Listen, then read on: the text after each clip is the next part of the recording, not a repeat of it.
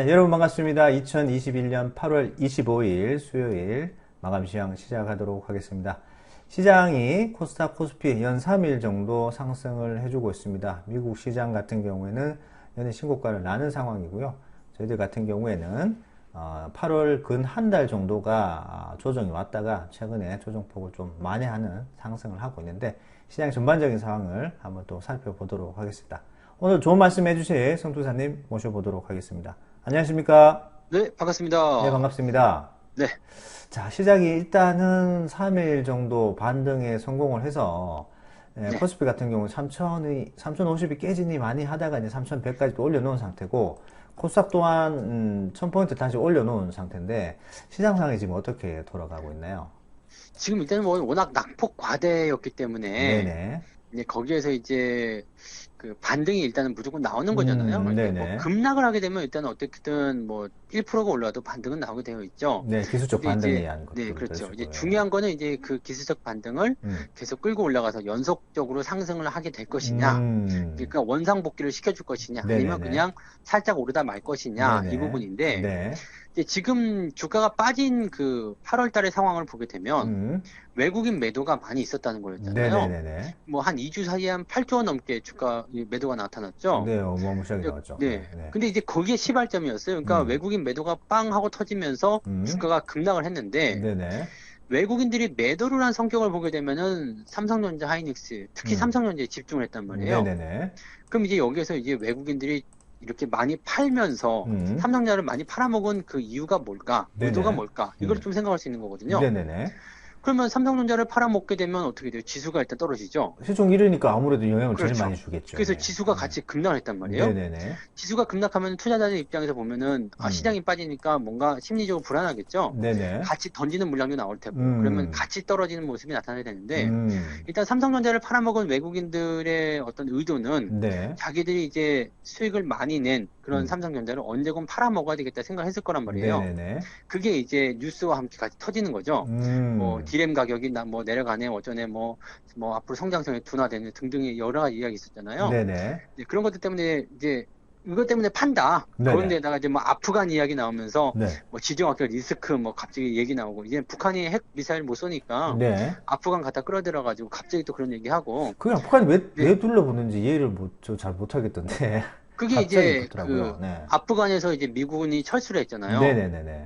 그러니까 미군이 철수하는데 철수하면서 이런 얘기를 한 거예요. 음. 국익에 도움이 되지 않으면 어떤 국가에서도 철수하겠다. 아, 이게 그러니까 이제 주한미군에 그러면 대한 네, 부분까지 그렇죠. 리스크가 걸리는 거네요. 네. 그렇죠. 그러면 이제 대만이나 한국에서 철수하는 음, 거냐? 음, 그리고 대만은 둘째 치더라도 음, 한국에서 주한미군 철수하게 되면 음, 중국이랑 음, 북한이 붙어가지고 음, 대한민국 침범하는 거 아니냐? 음, 이렇게 되니까 이제 부랴부랴 이제 그 미국 국방성에서 이제 이야기가 나오죠. 아, 한국은 절대 그렇지 않다. 네, 음. 사실 뭐 근데 우리나라 입장에서 본다면 미군 없어도 되긴 되는데 네네네. 미군 입장에서 본다면 우리나라에 들어가 있어야 되는 거거든요. 그렇죠. 이제 왜냐면 다 견제가 네, 되는 그렇죠. 상황이니까.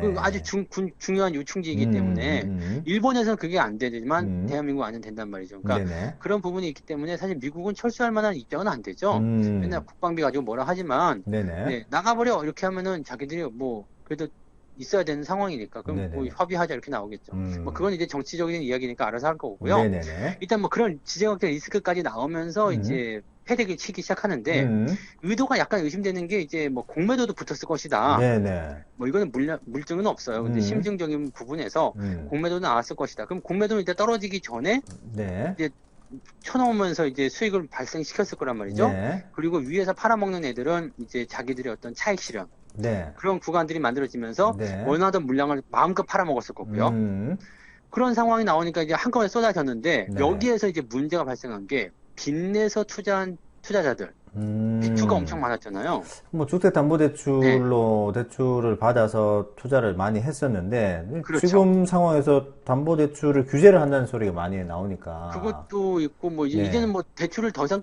끌어당길 수가 없을 거예요. 왜냐면은 네네, 뭐 지인한테 빌리고 네, 신용대출하고 주택담보대출 한 다음에 그리고 음, 또 돈이 부족해서 증권사 신용을 주식담보로 또 들어가는 거잖아요. 네네네, 그것도 없으니까 이제 미수를 쓰게 되는 거 뭐 이런 음, 식인데 음, 지금 뭐 증거금이 부족했다. 이게 주가가 단기적으로 급락하게 되면 일단 그런 상황에 시달리게 되죠. 그럼 전화가 네네, 오겠죠. 네네, 증거금 부족한데 어떡 하실래요? 돈 있으면 내가 빌려 썼겠냐? 음, 돈이 없으니까 맘대로 해라. 배째라. 그러면 반대매매 들어갑니다. 다음날 반대매매. 이게 지금 어디서 나왔냐면 중소형주에서 나타났어요. 중소형주도 네. 급락이 컸죠. 뭐 단기간에 50% 이상 네네네. 빠지는 종목들이 근데 많았었기 재밌는 때문에. 거는 지금 삼성전자, 하이닉스 또 이런 음, 대형주 쪽에 이 개인들의 이 비투가 굉장히 많이 들어가 있단 말이에요. 네네네.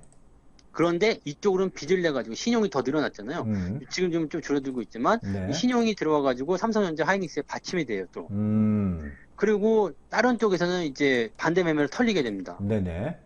그러니까 이제 코스닥이 상대적으로 더 많이 급락을 했죠. 네.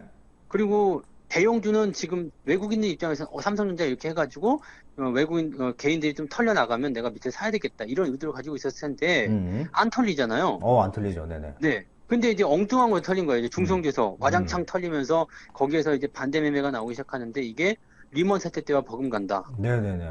네. 패닉이 물론 많이 왔을 것 네. 같아요, 이번에. 물론 네. 시장 규모는 뭐 많이 커졌기 때문에 비교할 만한 부분은 아니겠습니다만 네. 그 반대 매매 규모가 리먼 사태 때 그 가장 심했었던 그 2008년 10월 네네. 그 수준하고 지금 비슷하게 나온 거예요. 그러니까 음, 얼마나 시장에 이런 충격이 컸겠어요. 그러면 네네. 와장창 쏟아진 상태에서 외국인이 밑에서 그 중성주 받아주기 시작하죠. 네네. 받아주니까 반등이 세게 나오죠. 음, 근데 삼성전자 하이닉스 보시면 그렇게 뭐 올라가긴 올라갔습니다만 많이 올라가진 않았어요. 살짝 올라갔고, 네. 삼성전자 같은 경우에는 그저께 또 200조 원이 넘는 240조 원에 가는 투자 발표가 네네네. 네. 있었음에도 불구하고 오늘도 장중에 살짝 올라갔다가 또 빠졌다가 겨우 0.13% 올려놓은 상황이거든요. 그래도 어제는 뭐 한 3% 음, 올라가기 때문에 그래도 괜찮았다고 할 수 있겠지만은 그래도 네네네. 만족할 만큼의 상승은 아닌 거거든요. 그렇죠, 그렇죠. 그러면 빚내서 투자한 사람들이 거기다가 증거금을 더 밀어넣고 또 신용 써서 더 물타기 하고 했는데 음, 올라간 데는 엉뚱해서 올라간단 말이에요. 그렇죠. 예. 그러면은 이제 사람들이 생각을 하게 되겠죠. 음. 아, 내가 이대로 있는 게 맞는 것인가? 드디어 이제 이제 네, 고민을 하기 시작하는 거죠. 네. 이제는 더 이상 쓸 게 음, 없잖아요. 음. 진짜로 뭐 이제 뭐 다 영혼까지 갖다 끌어다가 썼을 텐데 끓인데, 그럼 그죠? 예. 이런 상태에서 외국인들이 절대로 많이 사줄 리가 없어요. 음, 매도는 일단 멈췄겠죠. 이 네네네. 정도면 충분해 해서 매도를 멈췄을 거예요. 그리고 음, 외국인들 입장에서도 지금 중소형주 떨어진 것들 주워 담아야 되기 때문에 자금을 그쪽으로 돌리고 있을 거란 말이에요. 네네네. 그렇게 되면 대형주 쪽에는 일단 정책이 오겠죠. 음, 그리고 중소형주들은 튀어 올라가면 그걸 네네. 바라보고 있으면 야 여기서 이럴 게 아니라 저쪽 해가지고 뭔가 기회를 얻어야 되는 거 아닌가? 음, 그리고 지금 당분간의 상황도 아마 그럴 거예요. 코스닥 장세가 더 빠르게 내려갔지만 더 네. 빠르게 올라갈 거란 말이죠. 그 중성주도 보시면 막 10%, 20%씩 막 올라가는 거 많이 있잖아요. 오늘도 뭐 이렇게 네. 코스닥 뭐 중소형주 보면은 뭐 초만 되면 20% 정도 뭐 상승하는 뭐 종목들이 그런 거 많았기 많이 때문에. 있어요. 네네. 네네네. 예. 그런 것도 많이 있고 뭐 그 반등 음, 첫날에 막 상한가 나오는 것도 있고 막 예, 예, 그랬었거든요. 예, 맞아요. 근데 실질적으로는 뭐 대형주 입장에서는 그런 것들이 그냥 남의 일이죠. 많이 올라가지 못하고. 네네네. 그러니까 상대적으로는 소외감. 음, 근데 지금 여기서 외국인들의 의도를 보게 되면 이 대형주를 이렇게 가둬놓은 상태에서 네네. 중소형주를 꼬시고 음, 물량이 넘어가면 받아먹겠다는 속셈일 수 있거든요. 네네네. 그러니까 여기서 어떻게 되냐 참 딜레마적인 부분인 거죠. 그러니까 진짜 음, 팔고 지금 삼성전자 하이닉스 샀으면 네. 괜찮은데 네. 여기서 물타기 돼 있는 상태에서 그냥 마이너스가 많이 나와버린 상태, 빚은 빚대로 있고 수익은 수익대로 안 나고 다른 쪽에서는 기어 올라가는 상황이 벌어지고 네네.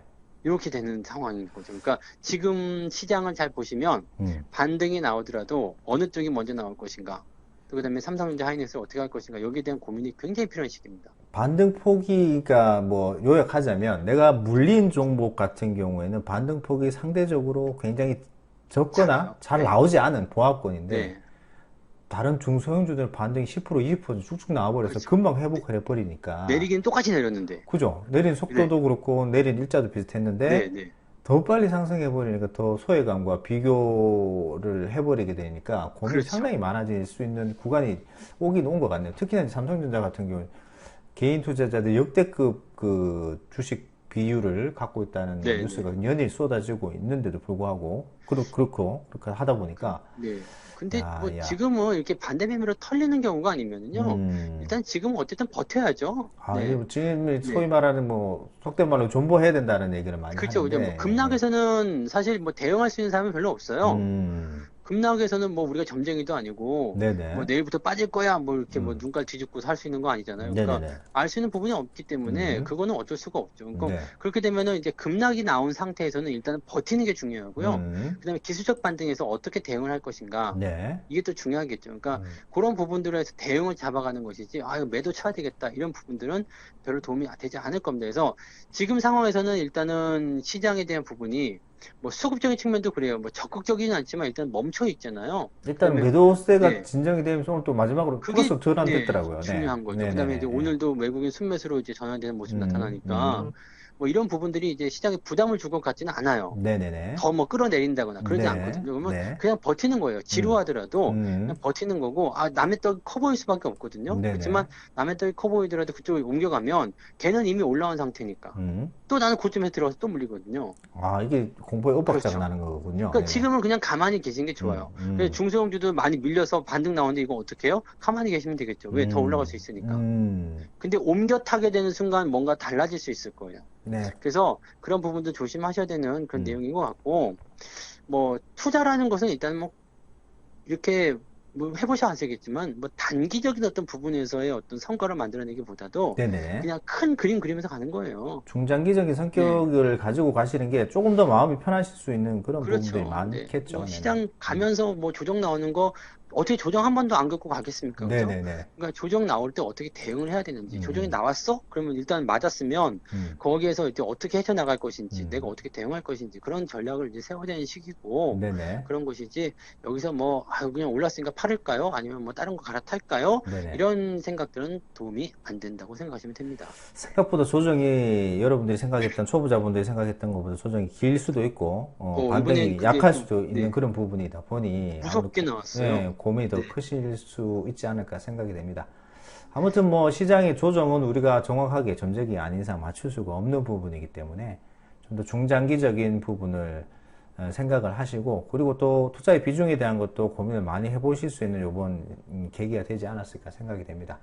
일단 뭐 시장 상황들과 뭐 일단은 외국인들의 매도세가 좀 줄어들었다 정도만 여러분들 위안으로 삼으시고 비중 많은 종목에 대한 고민들을 많이 하시되 너무 빨리 옮겨 타는 그런 또 잘못된 매매를 그죠? 하지 않으셨으면 좋을 것 같네요. 그냥 지금은 들고 계시는 거, 음, 아니면 이제 너무 많이 떨어진 종목들 같은 음, 경우는 조금 더 사주시는 거, 네네네. 뭐 그런 쪽으로 가시는 게 더 음, 좋은 전략일 거라고 생각합니다. 네. 네. 자, 오늘도 마감 시황에서 성수사님께서 좋은 말씀을 해 주셨습니다. 항상 투자에 대해서 심사숙고하시면서 물건 하나 사실 때도 많이 비교를 하시는 것처럼 투자의 종목을 사실 때 심사숙고하시고 또 해놓으셨으면은 또 장기적인 안목으로 투자를 하시는 게 좋을 것 같습니다. 자, 오늘도 좋은 말씀 감사합니다. 네, 고맙습니다. 네. 본 방송에서 제공되는 모든 정보는 투자 판단의 참고 자료이며 투자의 최종 책임은 본 방송을 이용하는 본인에게 있습니다.